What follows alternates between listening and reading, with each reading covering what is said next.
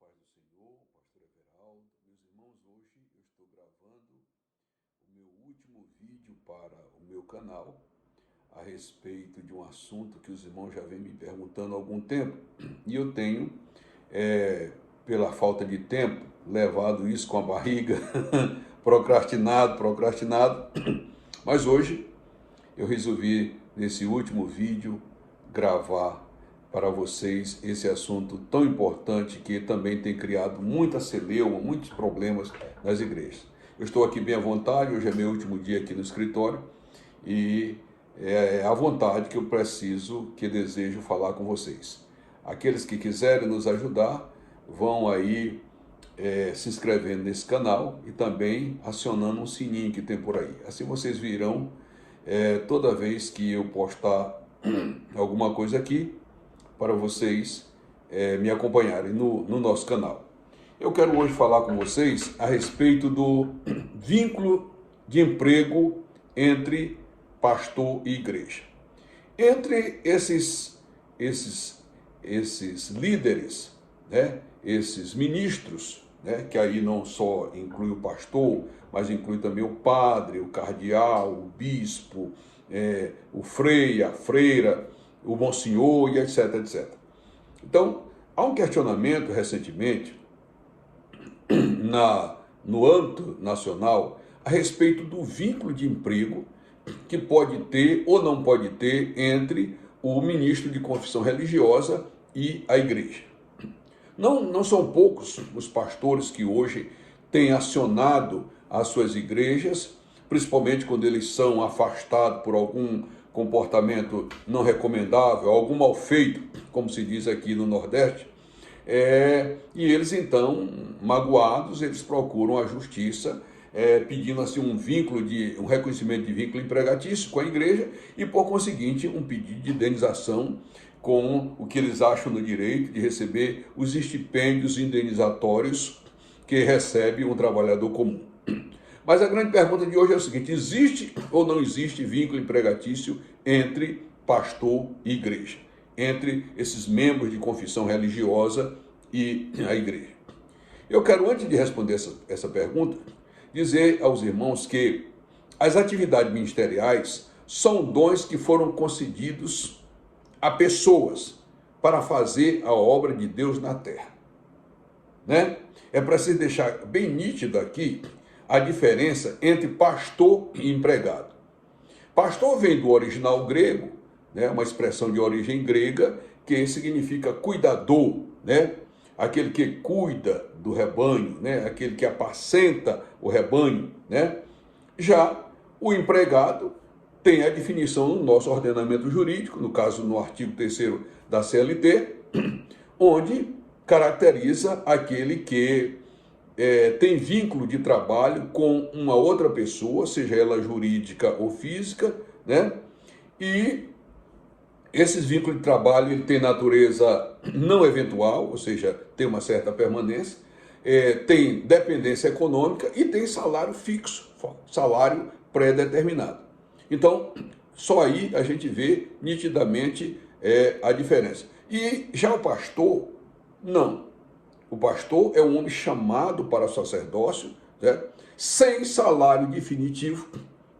Alguém já disse que o salário do pastor é o amor, né? Ele trabalha numa igreja com ou sem salário fixo, né? Não é à toa que eu acho que os irmãos já viram, aqui no Nordeste, no passado, o pastor recebia o dízimo de galinha, o dízimo do feijão, o dízimo do arroz, né? Sem efetivamente um salário. Mas eu começo dizendo aos irmãos que, quando se fala de pastor com vínculo de emprego, a gente tem que olhar primeiro que Deus não vendeu pastor para a igreja. Deus não locou, não alugou pastor para a igreja. Deus não contratou pastor para a igreja. A Bíblia diz que Deus deu, graciosamente, Deus deu pastores à igreja. Nós vamos ver lá em Efésios 4:11, tem uma expressão que diz assim: ele mesmo deu uns para pastores e outros para apóstolos, e assim o restante do versículo os irmãos conhecem. Então ele deu pastores. Lá em Jeremias, no capítulo 3, verso 15, diz assim: dar-vos-ei pastores segundo o meu coração, que vos apacentam com conhecimento e com inteligência. Dar-vos-ei, né? Sempre vem aqui a expressão da dádiva, da graciosidade, né? Eu quero dizer aos irmãos que essa palavra nos leva a observar os pré-requisitos para, por exemplo, se contratar, para se caracterizar um empregado, e os pré-requisitos para se caracterizar um pastor, um ministro de confissão religiosa, né? Lá em 1 Timóteo 3, 1 a 6, está lá os pré-requisitos para ser pastor, né? Ele diz lá: esta é uma palavra fiel. Se alguém deseja o episcopado, excelente obra deseja. Convém, pois, que o pastor, o bispo, seja irrepreensível, primeira exigência, marido de uma só mulher, segundo requisito, vigilante, sóbrio, honesto, hospitaleiro, apto para ensinar, não dado a vinho, não espancador, ou seja, não violento, não cobiçoso de torpe ganância, mas moderado, não consciencioso e não avarento. Tá aí os pré-requisitos para se caracterizar uma pessoa como pastor. Já no artigo 3º da CLT, tem os pré-requisitos para caracterizar o trabalhador, o homem que tem vínculo empregatício com o empregador, seja esse empregador pessoa física ou pessoa jurídica, que preste serviço de natureza não eventual, quer dizer, serviço permanente, ao empregador, sob dependência e mediante salário. Então, só aqui os amigos e os irmãos já podem ver as características que definem, que separam, que distinguem o pastor do trabalhador. Muito bem. O trabalhador, ele é contratado. Há aí uma grande diferença. O trabalhador, ele é contratado, né? Já o pastor é ordenado. A contratação do trabalhador se reverte daquelas formalidades de assinar carteira, de tomar posse, de fazer um exame admissional e etc. As características, a liturgia, né, que reverte o ato do pastor, de transformar uma pessoa em pastor, de ordenar uma pessoa a pastor. Tá aí eu falo de ordenar porque o trabalhador, ele é contratado, o pastor é ordenado. Então, toda a liturgia que caracteriza o investimento ou a investidura da pessoa na condição de pastor, está lá em Atos 13, versos 2 e 3. Onde era, primeiro, a chamada de Deus, o reconhecimento dessas pessoas, né, por Deus, a imposição de mão e a ordenação dessas pessoas para o ministério. O trabalhador, como disse, o trabalhador, há outra grande característica, outra grande diferença que há entre o trabalhador e o pastor, é que o trabalhador, primeiro, ele é capacitado. Primeiro, ele é capacitado, para depois ser chamado, né? O pastor não. O ministro de Deus não. Primeiro ele é chamado, para depois ser capacitado. Deus não chama os capazes, né? Deus chama aquele que ele quer para a sua área, para a sua seara, para a sua obra, certo? E depois, então, ele capacita. Já o trabalhador comum, não. O trabalhador, primeiro, ele é capacitado, né? Tá aí os cursos de aperfeiçoamento, de capacitação, para que a pessoa seja investido como um trabalhador, né? Já o pastor, não. Deus chama o homem mais leigo possível, depois o capacita para fazer a sua obra. A legislação brasileira, a doutrina brasileira e a jurisprudência brasileira, elas têm sido praticamente unânimes em não reconhecer vínculo de emprego entre pastor e igreja quando o pastor exerce as atividades tipicamente ministeriais. Quando o pastor exerce a função de pastor, ministrar no culto, dar a Santa Ceia, pregar o evangelho, batizar, aconselhar, são funções ministeriais típicas que não geram vínculo de emprego. Quando você tem essas atividades na igreja e que por qualquer desentendimento com a liderança da igreja ou da convenção, você vai à justiça, pediu o reconhecimento de um vínculo de emprego, nessa situação é automaticamente negado. Isso tanto os tribunais regionais do trabalho, como o Superior Tribunal de Justiça, como o Tribunal Superior do Trabalho e como o Supremo Tribunal Federal. Eles têm negado sistematicamente vínculo de emprego entre pastor e igreja quando o pastor exerce atividades ministeriais para o qual ele foi vocacionado, para o qual ele foi ordenado, para o qual ele foi separado. Agora, vem então a pergunta que fiz no início. Pode haver vínculo empregatício entre pastor e igreja? Pode. Pode. Em uma situação excepcional que também esses pretórios brasileiros, esses tribunais brasileiros, eles têm reconhecido. Quando isso ocorre? Quando o pastor é desviado da sua atividade ministerial para uma atividade secular.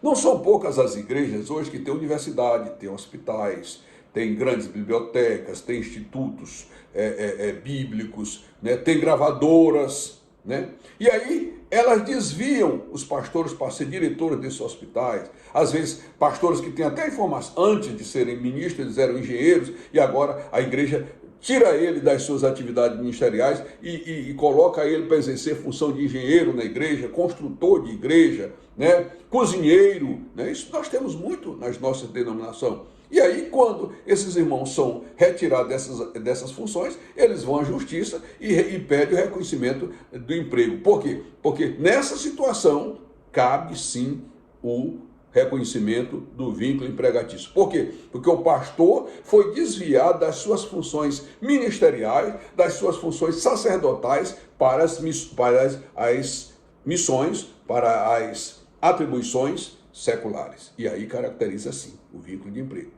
Quando ele está na sua função ministerial, por que, pastor Everaldo? Doutor Everaldo, por que dessas situações não caracteriza o vínculo de emprego? Por quê? Por causa do princípio constitucional da laicidade estatal. Né? O princípio constitucional que é do Estado laico, onde o Estado não interfere nas atividades da igreja, e a igreja não interfere nas atividades do Estado, é em nome deste princípio, com observância a esse princípio, que os tribunais não reconhecem vínculo de emprego entre pastor e igreja quando ele exerce ou exerceu naquelas entidades religiosas funções tipicamente sacerdotais. Por quê? Porque no Estado laico, quando o Estado adota esse princípio da laicidade, ele não pode interferir nas atividades da igreja, nem mesmo para reconhecer vínculo de emprego, exceto se a igreja também sai do estado de laicidade, a igreja afasta-se desse estado, dessa situação, e entra dentro das atribuições estatais para contratar pessoas com o rótulo de pastor para fazer atividades seculares coordenadas sob os auspícios do Estado. Nessa situação, sim, o Estado adentra dentro da igreja e passa a impor a sua vontade como Estado soberano. Por quê? Porque a igreja confiscou atribuições do Estado, que é o vínculo de emprego, que é o reconhecimento de vínculo de emprego entre o empregado e o empregador. A igreja faz isso, a igreja toma para si essa responsabilidade e, evidentemente, ela arca com as mesmas responsabilidades. Então, eu quero dizer aqui aos irmãos, para terminar, dizendo o seguinte: quando o pastor exerce atividades tipicamente ministeriais, religiosas, quando o pastor, dentro de uma igreja ou dentro de uma convenção, ele exerce suas atividades pastorais, não há como reconhecer vínculo de emprego. Evidentemente que nós não podemos afastar dentro das atividades religiosas os chamados serviços de natureza voluntária, que não são prestadas por pastores, mas são prestadas por outras pessoas. Os pastores, dentro das entidades religiosas, eles devem prestar serviços pastorais, né? Suas atividades são tipicamente de ministro religioso. E quando isso ocorre, o Estado não reconhece vínculo de emprego. Mas quando a igreja retira o pastor dessas atribuições e coloca ele para exercer a atribuição de um trabalhador comum, de um profissional comum, aí ela arca com a consequência de ter reconhecido o vínculo de emprego e, evidentemente, pagar todas as indenizações, todos os estipêndios indenizatórios devido a qualquer trabalhador comum. Então, eram essas as minhas colocações para aqueles que sempre me interrogam se há ou não há vínculo de emprego entre igreja e pastor. Quando o pastor permanece na função pastoral, não há reconhecimento de vínculo de emprego.